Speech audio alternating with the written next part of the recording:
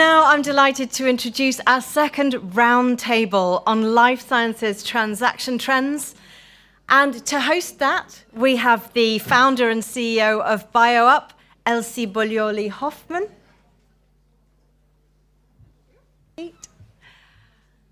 And Elsie is joined by Emmanuel Porte as an associate lawyer at Bird & Bird.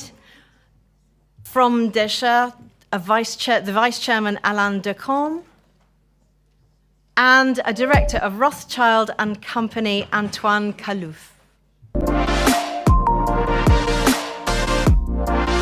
Have a good round table.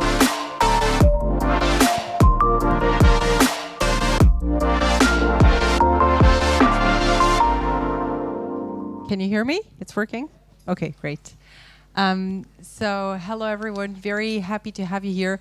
We talked a little bit this morning about transaction trends with François Maison-Rouge's speech in particular. And now we're hoping to go into a bit more detail into recent trends, what we can see in Europe, in the US, what we see in biotech, what we see in medtech and digital health. And most importantly, we're hoping that this can be a very open discussion. So raise your hand, interrupt us, ask questions. The way we decided to run this, if you're willing to play along with us, is really that we don't wait until the end to answer your questions. So we're very happy if you chime in as we go. So maybe just one sentence, a few words of introduction by each speaker. And maybe Antoine, if you go last, you can then go on to tell us a bit more about what you see at Rothschild.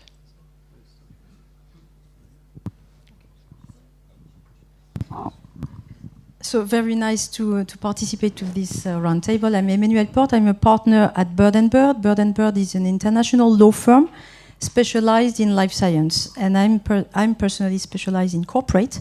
So we assist a lot of health tech companies in their financing, their developments from a corporate standpoint, but also regulatory data and all what those companies needed, all investors also, and big players in all this ecosystem. And I'm happy to give our views on the topic.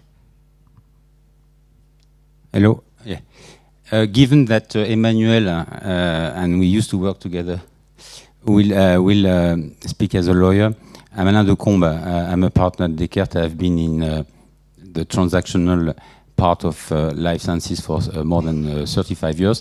But I'm also a very active business angel, and I've had the chance to invest in more than 30 companies.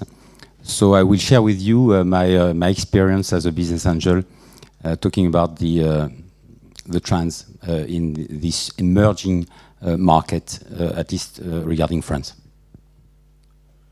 Good afternoon, everyone. Philippe Lopez-Fernandez. I'm the EVP and Chief Business Officer of Ipsen. Ipsen is a mid-sized pharma focusing on oncology, rare disease, neuroscience. I've joined Ipsen about 4 years ago. After a long career at Merck in marketing, finance, M&A, and BD. And hi everyone, Antoine Kalouf. I'm a director in the healthcare group at Rothschild, providing advisory services to a broad range of companies in the healthcare space, and I myself mostly focus on life sciences. So with that, if it works for everyone, we can provide a few data points and trends on the space, mostly focused on life sciences, but I think some of them are applicable to other sectors within healthcare, like medtech. So the first thing to say is that, as everyone knows, the market environment is still relatively challenging. And now we are seeing some positive signs post-summer. The first one to mention is that the biotech index has been raising since the lows of in April by 20%, and so this drove let's say a comeback of IPOs post summer. With 3 IPOs priced last week, all upsized, with two of them also trading at the top range of the of pricing, and this week they're all also trading positively, and that compares to really a relatively poor trading of the 17 over IPOs that got listed in the earlier part of the year that traded post-IPO relatively poorly. And so I think that's a really good sign about generally market sentiment and the fact that there is a desire to invest into new innovation in the market. Antoine, any IPO in Europe? No IPO in Europe, unfortunately. All of this is in the US. I think Europe is still behind in terms of market sentiment, and I think it's a good point you're raising here. We're still seeing some potentially positive signs in the VC world, but before this translates into the the market environment and the opening for IPOs in Europe, it will take some time. So actually, it's a good transition to private financing, where we're seeing actually an interesting trend, because the number of raises are going down, but the average amount raised is actually going up. And more recently, in 2024, until now, year to date 2024, the average Series A size, obviously that it's mostly based on US data, but was up to 80 million. Compared to only 40 to 50 million in the years prior. And so that shows a trend about what we call flight to I would say quality, or at least a concentration of capital into only a few investments. So most companies are struggling to raise, but a few of them can raise really mega rounds. With that, if we say two words about M&A and licensing, and then I'll let others speak as well. First, on the M&A side, I think the sentiment is generally that the year is not very positive, but actually when you look at the number of transactions, it's going up compared to last year, and it's definitely higher than the average over the past few years.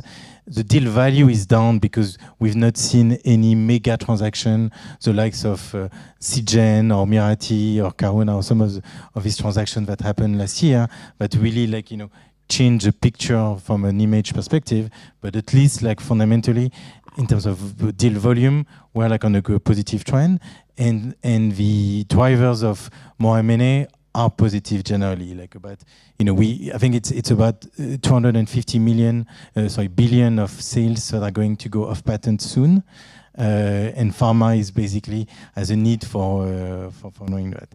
The last thing is about licensing.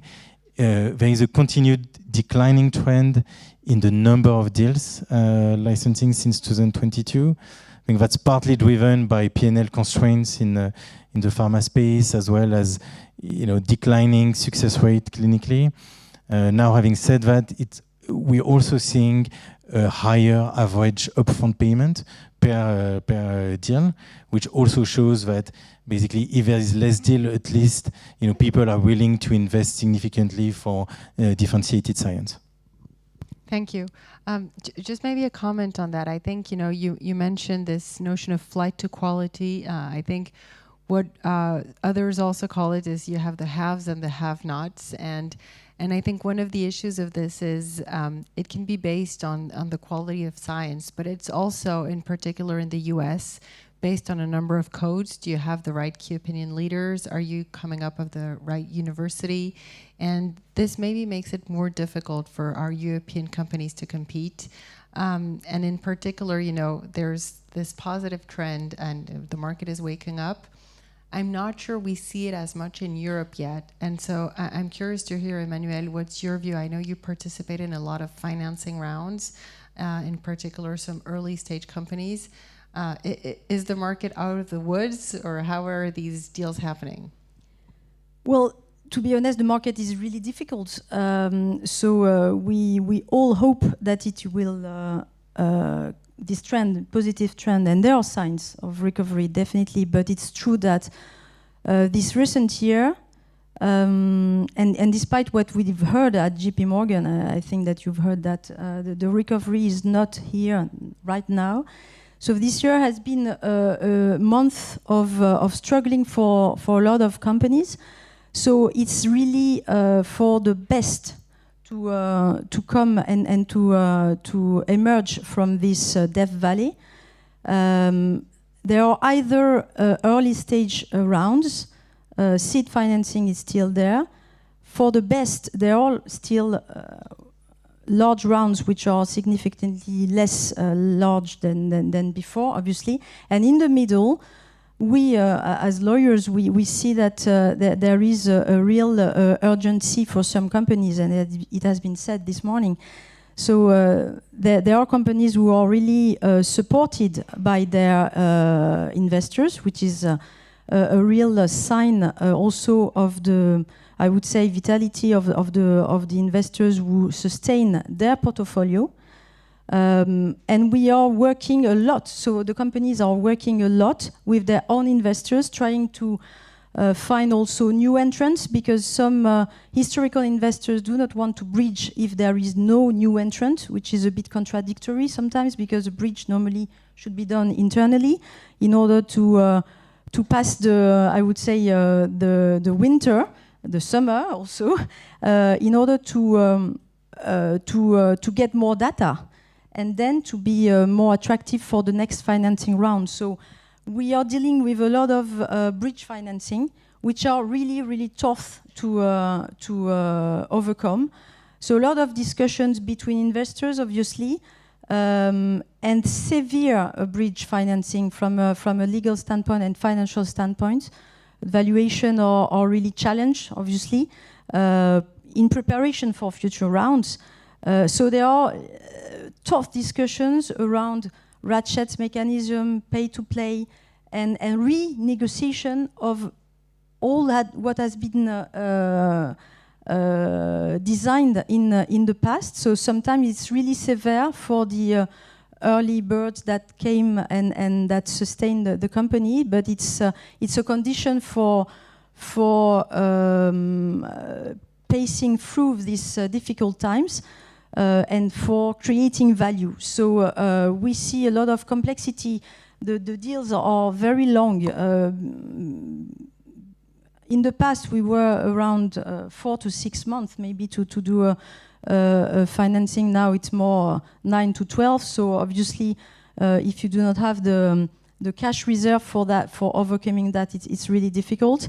And sometimes, of course, it's the occasion for newcomers to take it all.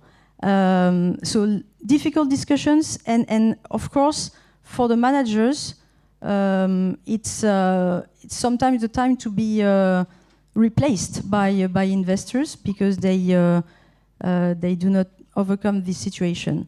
And also one element which is important is that we see a lot of companies going through amicable safeguard proceedings in France and in Europe, which is a toolkit for those companies also to save time, to gain time, to discuss with the creditors, to obtain in advance the tax credit. We have discussed that this morning. So obviously it's not easy because they are weaker. But it's proceedings in France, at least, that help company to survive. So we would encourage, obviously, all the companies, while it's not public, to go through these proceedings in order to gain time and to save 3 to 4 months sometimes of cash. Thank you, Emmanuel. I think, Alain, you want to react to that. No, just, Emmanuel, you talk about these proceedings, but we see also more and more bankruptcies, liquidation. Yeah. And I think this is a real concern. And what is interesting is what will become the assets of these companies. Okay, and I think that you see, of course, assets which are sold, but when they are not sold, I think that people need to think, and I've seen one example, think about transferring these assets to public entities, association, whatever, but it's not because the company failed because of lack of cash that the asset must disappear. Yeah, what's interesting is, Elsie, you mentioned that a lot of companies sometimes don't have the codes, don't have the networks, and at the end of the day, and Mark de Garidel was making the point this morning, keep it simple. And the codes are the same, whether it's Europe or the US. You know, what you need to do is the same. But if you focus too much on the dilution or, you know, the valuation and that the valuation should always be upgraded, you're not doing the right thing. And then you get to a bankruptcy because you didn't accept a downgrade and you needed the money. And it's not when you're back on the wall that you're going to raise the money. So yes, it's more difficult now than it was 4 years ago. And yet you can raise money. There's a lot of money out there that cannot find good targets, but sometimes, you know, investors are stuck with dilution ideas or, you know, valuation ideas that are not correct at this point. And Philippe, what's your view on this financing topic? From the biotechs you see and the people seeking transactions with a company like Ipsen, do you feel that maybe the companies that aren't being financed and that might be running into bankruptcy didn't have what it takes? And do you see a difference between US and Europe, meaning, you know, will the company be able to survive in US at equal level of quality, which will not be able to survive in Europe? I think it's not a question of surviving. There's, I mean, you mentioned it, Antoine, there's a lot of deals that are happening. The deals are smaller because there's not the mega rounds of, you know, big pharma buying big pharma, but that's okay because these mega deals are not very value creating. And the deals that we see today are much more interesting from an industrial part. That being said, you need to be ready for that, and you need to have the capital to go through that, and you need to have the right elements in your business case to be attractive. And we've seen examples recently with Amolid, for example, that, you know, are great successes. So I'm not worried about the fact that there's not going to be the right level of innovation. I'm worried a little bit on, is there going to be financing for the innovation that is going to create the biotech that will be interesting for me in 3-4 years? And but that's a different topic. Right now, what I see is there are failures of biotechs in US. Most of them are because the technology didn't work, not because they ran out of cash. Here we have great technology that ran out of cash, and that's not acceptable. That's something where we should be able to do something about it. I fully agree. And what is really disturbing about healthcare, and we are talking about healthcare versus tech, and I will come to my subject, which is digital medicine, is it's essential. It's a strategic sector, very attractive, and there is a lack of financing. Whereas in tech, maybe it's as attractive, maybe it is as strategic, but there is a flow of money coming in this sector, and this is disturbing. So do you want to tell me maybe about a positive story? I know that you have a nice success story so that we can give a bit of inspiration on some stories that do happen fast, and tell us maybe a little bit about the success factors from your perspective, Alain. Sure, I'll see. And I think that AI is a real chance for France that we should not undervalue. We have engineers, top MBAs, who decided to not go in big groups, multinationals, not in finance, but to create healthcare companies in order to find solutions to help the health systems which face great difficulties.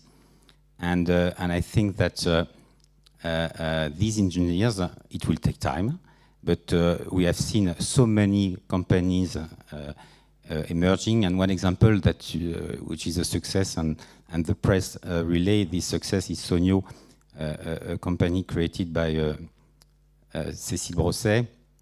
And I think that what is interesting, and I see that in most of the startups, is the conditions for success. And for me, the conditions of success, based on, again, on a practical personal experience, is number one, you need to find a market, a deep market. But most importantly, you need your device to go in the workflow, i.e.,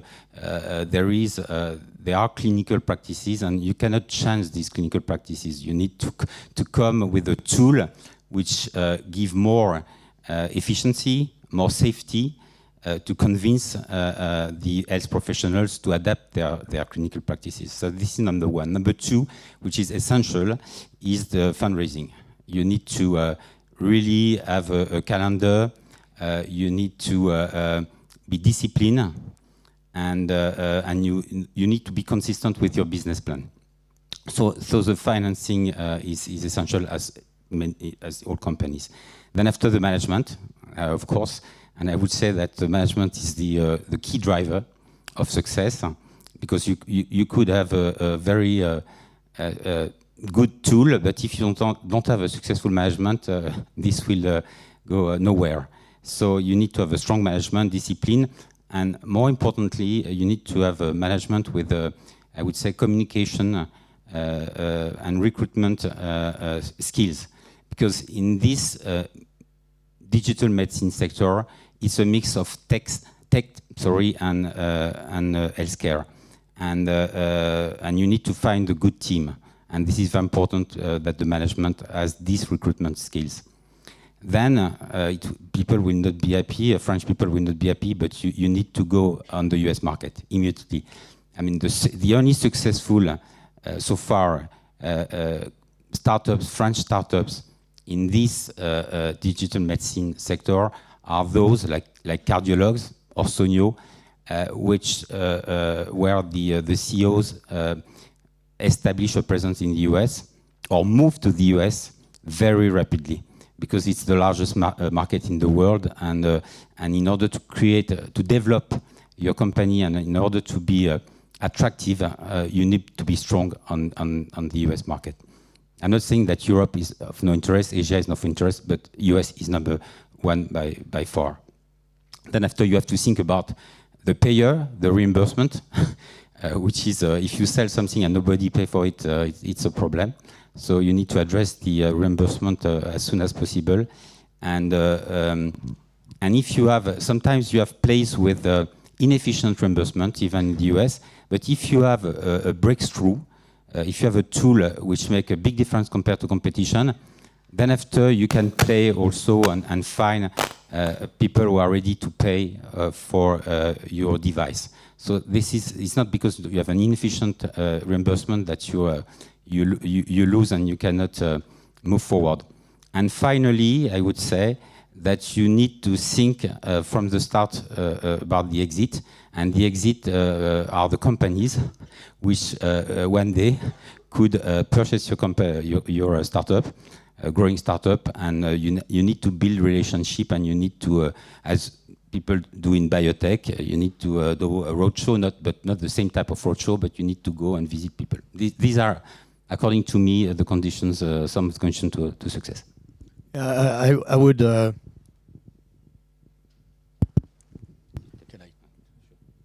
I would insist on the last point. And very often it's a bit neglected by European biotechs. Getting your technology to be known by the large pharma, the parties that can be your exit strategy, takes time. They need to, and the more innovative your programs, the more time it's going to take. So talk early, talk often to them, not when you need a deal, but early on when they get used to your technology. And then when you need a deal, they've already understood, they're already familiar, they establish links, and then the timing is better. If you try to get that, to get a deal in 2-3 months because you're running out of cash and nobody has seen your technology, it's not going to happen. Thanks, Philippe. Hey, Alain, I want to maybe piggyback on something you mentioned. Earlier when we were preparing for this panel, we had a debate around the notion of protectionism. And, in France, there are new and more stringent regulations about foreign investments. And you said, go to the US. The market is the US, the value is in the US. At the same time, we're facing a trend since COVID where we're trying to get a grip on foreign investments in Europe and in France. And we understand that some degree of sovereignty is probably valuable. I've personally been involved in a transaction process where the length of the process was greatly increased, to say things politely, but by the new policies. And it's also something that can scare off investors and that can hinder transactions. And I'd love to hear your different perspectives on this. You know, have you seen these get in the way of transactions? Do you view it as something positive, negative? How does it reflect in your line of business? Maybe I can start. And then I see this as a positive trend. Number one, I've never seen a case in France. Emmanuel, tell me if I'm wrong, where a potential buyer was forbidden from purchasing an healthcare company. This had happened in the defense and the distribution sector, but not in the healthcare. So there is no total barrier. Of course, now the position of the French administration, pushed by the politicians, is more stringent, and they will require certain undertakings. But and this is what happened with Biogarant. Okay, there were 3 potential purchasers, and when they visited Bercy, they realized that at least for the 2 Indians, that it will be a difficult story because of the requirement imposed on the purchaser. So I think it's a good thing. It's not good to have too much protectionism, but it's good to have some. And I think that our president insisted as our gone government on sovereignty, and I think it's a good thing. But to finish, it creates sometimes some constraints, and you are talking about attractiveness. This is what is happening, for example, for US investors. Sorry to talk about, again, the US, but the money is there. Investing in French biotech listed companies, where the threshold now is very low. So you have to go through the process. It's 10% compared to 25%. So it creates some hurdle. It's clear, but overall, I think it's a good thing. Yeah, but I think that it's a EU trend. It's not only in France, in Germany, in Italy. There are more and more stringent rules that are guided by EU. So clearly it's a local jurisdiction, but all local jurisdictions need to go through the EU cooperation. So I think that it's a necessity to protect security interests, to protect our sovereignty, but we need to find a balance between attractiveness, obviously, and protection of our innovation. I think we are coming to an adult age. This legislation exists for years now. It exists also in the US. So we take it, we consider it in advance in the deals. Obviously, it can sometimes hurt and not block, but slow down a little bit the process. But most of the time, we try to get comfort in advance and to talk to FDI authorities a little bit in advance. And we have guidelines now, so we have a sense of what will be the results. But there are more and more conditions which are attached to authorization. So we will see in the future, that will be very interesting, how these commitments, granted sometimes very rapidly by the acquirers, saying we will see in the future how we will deal with that, because there are conditions about maintaining the supply, maintaining the production, maintaining the employment, maintaining the IP. And I'm curious to see whether all these commitments will be followed, will be sanctioned if breached. That's interesting. But I think that we can also underline the professionalism of Bercy, at least in France, because people are complaining, but they are not so bad, I would say. And there is no fast track process, but they really try to follow the urgency when we tell them at the very beginning that there is an urgency because of the company running cash less. So I feel that we have a dialogue and guidelines and more predictability for the deals. Just maybe like one quick point on that, just following what you just said. I think it's particularly important to be well advised by law firm or like just like external advisors that know the process, because sometimes it can really slow down transactions. We've seen like recent situations, thinking about Mablink or others, where like even if it goes through, it can actually slows down. It can slow down the process if you're not properly advised by someone that knows that. Another point, maybe, and I don't know else if you want to come to that, but another thing that was the state has a bigger impact now than before is on antitrust, and I think that's a really I mean, it's a very important trend, especially in the US, but also in Europe, that has had like a big impact, and not only on mega deals, but also like on smaller one. We've seen like Sanofi, for example, being blocked out of like a licensing deal because of that. We've seen like other situations like this where now it's becoming much more important to really be careful about like what are like the areas of overlap and being able to prepare ahead of it. Philippe, maybe you want to share your view on this one as the buyer and the one who has to do these checks probably before you engage into a transaction. Yeah, as a buyer, it's not a problem. I mean, we do these checks, and if we foresee a difficulty, then we adjust our time frame or our interest. I think for the ecosystem, we need more transactions, and especially in Europe and in France, we need more transactions, more agile transactions that are going to create the ecosystem where you start something, you get it in the hands of a large pharma, and then you start something else, and it creates a positive ecosystem that we need. And there's a lot of innovation in Europe that has nothing problematic versus the US.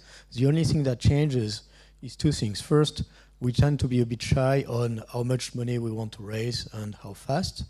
And two, our appetite for risk is more limited, and we tend to do a company forever that we're going to transmit to our grandchildren. That's not the goal of biotech. The goal of biotech is you create something and you put it in the hands of someone that is going to put the big investments, and then you create something else. It's still going to leave you a lot to transmit to your grandchildren, but not the biotech, because what you're going to transmit to your grandchildren is not a biotech that had a very slow start, but something that put in the right hands, got to a global reach, and made a big step for patients worldwide. And this is a complete change of mindset that is needed. You're right, Philippe, but to add something to what Emmanuel said, and maybe to close the subject, we live in a global economy, and the rules are not the same for everyone. If you take the example of API, okay, China, India, so this is why I think it's important to protect. And there is right now at the European level a law which will be enacted. And I see, as Emmanuel, people in Bercy, in fact, they are not competent. Most of the time they go to the Ministry of Health and Ministry of Industry because they don't know, but very pragmatic. Sorry? That's the game. That's the game. And this is why sometimes it's slow. Yeah, I can confirm this is why it's back and forth. But I see pragmatic people, and again, I've never seen a healthcare transaction barred from being implemented because of these rules. So we can go to places from there. If there are any questions or things you'd like to address, please raise your hand. Otherwise, one thing we discussed amongst ourselves was also the role of private equity large funds, and typically how private equity transactions can be a little bit different, sometimes under the radar. It's a different market compared to biotech. It's usually more medtech, and so some of us are involved in this, so happy to talk about that. But even happier if there are any questions or themes you want us to address.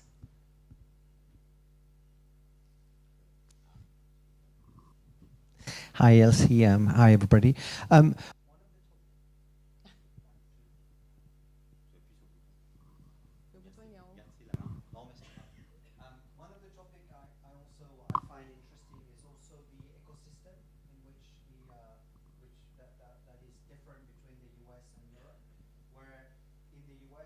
lot of big companies that are actually an exit potential for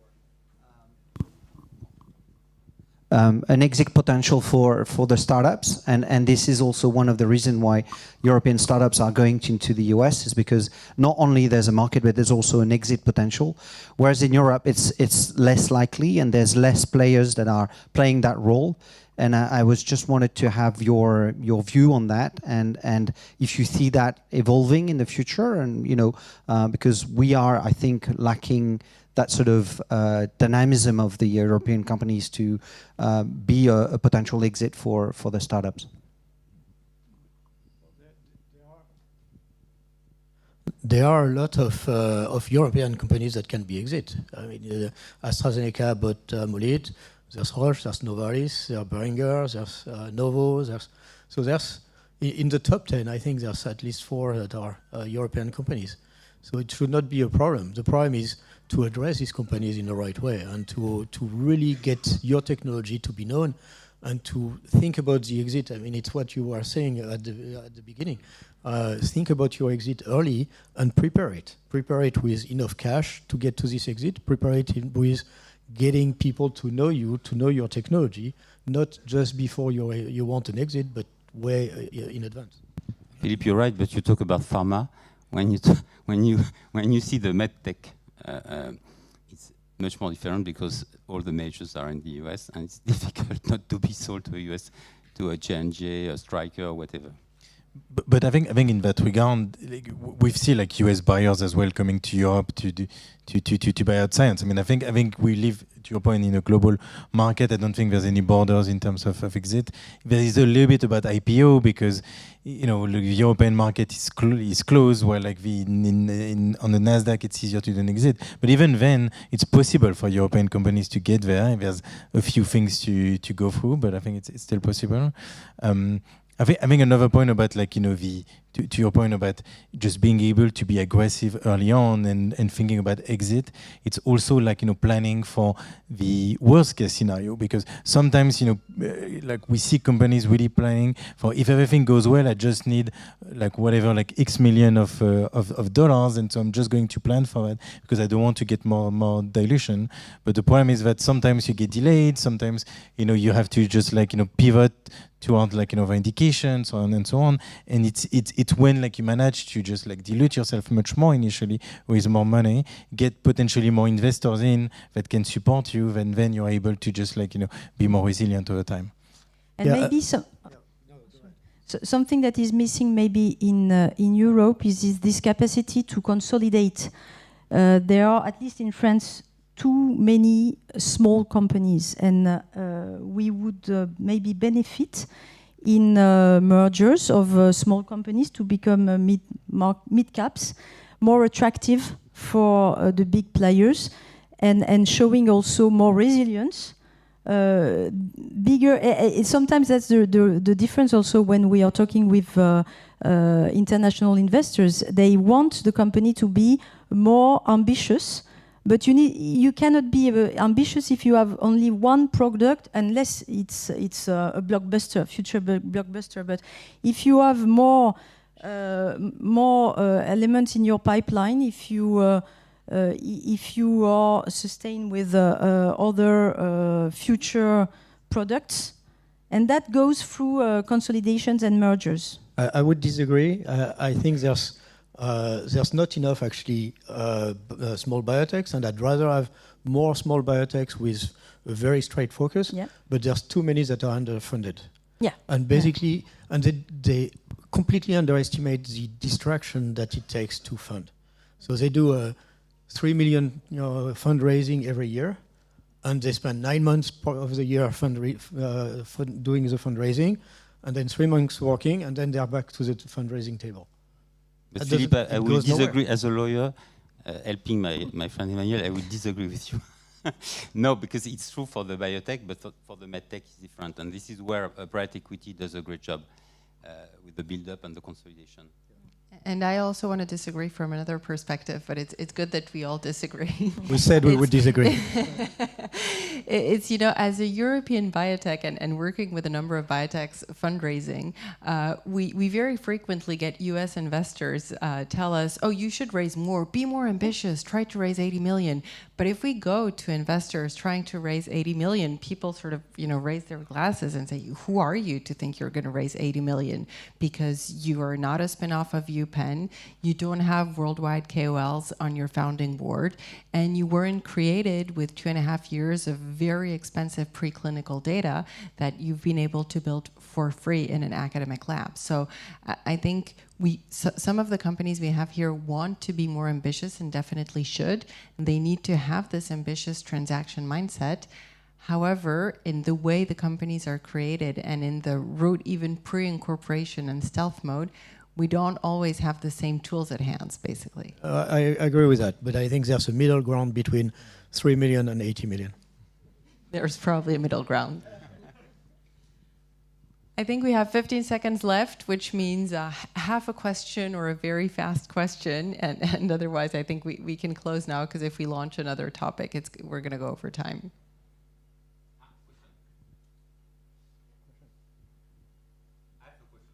So we'll go over time.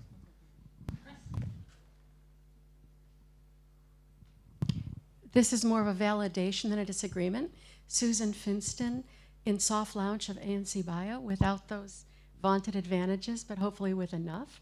And also senior advisor, Princeton Capital Advisors in New Jersey. I'm their Israel resident advisor.